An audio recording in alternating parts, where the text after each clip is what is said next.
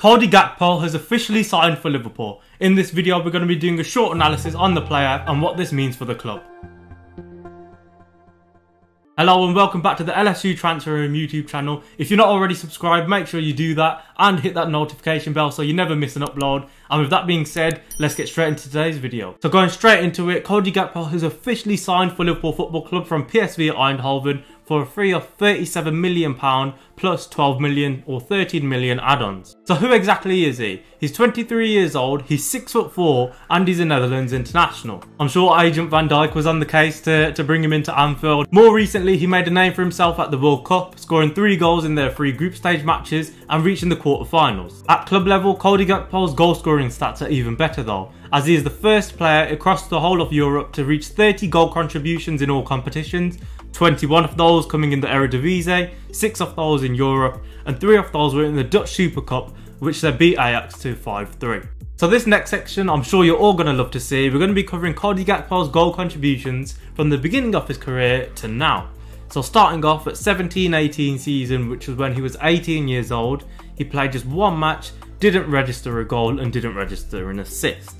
The following season, when he was 19 years old, which was the year we won the Champions League as well, he played 19 matches, scoring 2 goals but getting 6 assists. Now obviously his goal scoring record may not be too impressive, but the 6 assists, I'll tell you what, for a 19-year-old just playing 19 matches, getting 8 contributions is not too bad. The following season, he's 20 years old, he played 39 matches, scored 8 goals and registered 9 assists. Putting that into context, that's 17 goal contributions across nearly a full-length league season. And at 20 years old, it's definitely impressive and it's a huge improvement on the previous season. Now the following season, his assist tally dropped by 6, getting just 3 assists, but he scored more goals and got 11. It's also important to note here, he played just 29 matches, so 10 less than the previous campaign, and he got 14 goal contributions, averaging a goal or assist pretty much every other match. So moving on to his last complete season at PSV Eindhoven, he played 47 matches, scoring 21 goals and registering 15 assists.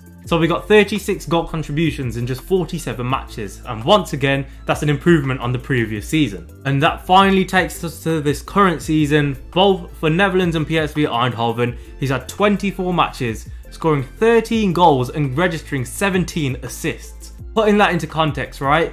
Trent and Robertson, their highest ever assist tally within one season I think is 13 or 14, and Cody Gakpo, it's not even been half a season yet. Not even being half and he's registered 17 already. And as I already mentioned at the beginning of the video, he's the first player in the entirety of Europe to reach 30 goal contributions this season. And looking at his record, he's averaging a goal or assist once plus a game. So we can clearly see not only is his goal scoring ability improving, but his ability to assist as well, which is something that Klopp adores in a player or new signing, looking at different ways to improve them and making sure that player knows that they want to improve within themselves. So diving slightly more in depth to Cody Gakpo's ability and stats, we have the lovely FBref. So starting us off, his standard stats, look at all of these green bars. What we love to see, 98th percentile, 99th percentile for goals and assists, and his XG and XAG, etc. all positives. Is exactly what you want to be seeing for a new signing. His shooting stats obviously are going to be quite high as well, 97th, 98th, etc. percentiles, but we already know that. We've already covered his goals and assists. So moving on to his passing stats, as you can see here, it's not fantastic, but it's not the end of the world, you know. It's just average stats. And if we look a bit further down, we've already covered his assists and his XAG, but his key passes as well, 98th percentile. Crosses into the penalty area, 92nd percentile, but he does actually take corners, so I'm not sure if that counts. But once again, fairly average at the top, but at the bottom, fantastic, world-class ability. Moving on to the bottom, as I already mentioned, for pass types, he actually takes corners for some reason. A 6'4" guy, I'm not sure why he's on corner duty for PSV. That's something they're probably not taking advantage of. But with Trent Alexander-Arnold and Robertson, I'm sure we're going to be blasting balls into him in the penalty area. And he's going to be another threat for us, as well as Van Dijk, Matip, Konate, whoever's starting. Moving on next, we've got goal and shot creation, and yes, you're going to say, oh, you've already covered goals about 50 times, but it's actually slightly different. So it's shot creating action and goal creating action, the main two. That actually his action directly leading to a goal for goal creating action, or directly leading to a shot for shot creating action.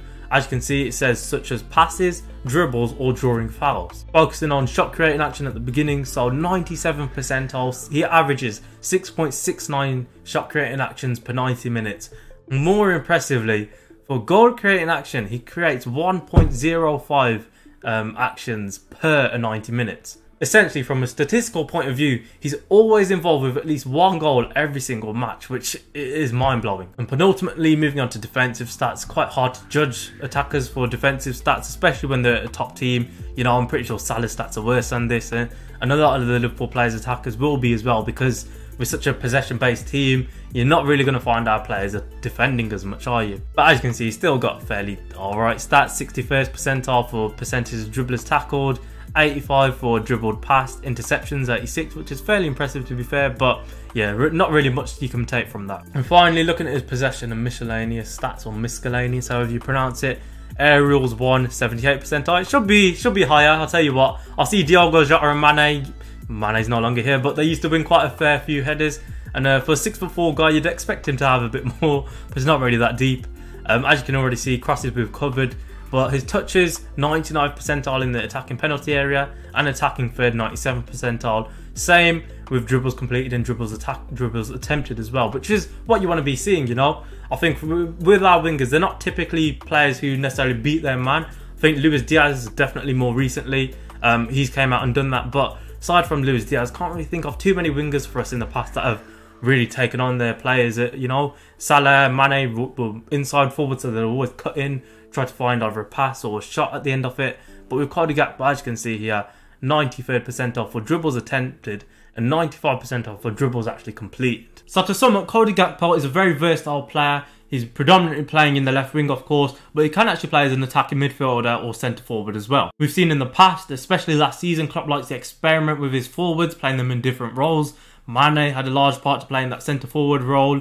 We've seen Diogo Jota play across the front three, and even Luis Diaz had a go at playing right wing as well last season. So with Cody Gakpo's versatility and his skill set, I'm sure that's something that Klopp's going to be experimenting with as well. Now, will he actually fit into Liverpool? In my honest opinion, obviously I'm going to be slightly biased here, but there's no doubt about it. There's some talk on Twitter trying to say, oh, he doesn't quite fit in, he's going to halter Nunez's progress, or halter Diogo Jota or Luis Diaz's ability to play, but in my opinion, it's healthy competition. Firmino obviously is coming to the end of his contract, and as I've mentioned, you know, we've got quite versatile forwards, so any of them can play in that centre forward role. So one of the key things here is that Klopp's actually been scouting Cody Gakpo for some time now. It's not just the past couple of weeks where he's decided to flip the switch and looked at the World Cup and thought, yeah, he'll fit into the Liverpool squad. He's clearly a player that Klopp likes. He's a highly rated youngster, not just by Jurgen Klopp, by many around the world. Erik ten Hag, he was actually after him for Manchester United. I'm sure we're all aware of that. And as already mentioned, it's clearly understandable why. He doesn't just pass the eye test, you know, he's definitely got ability,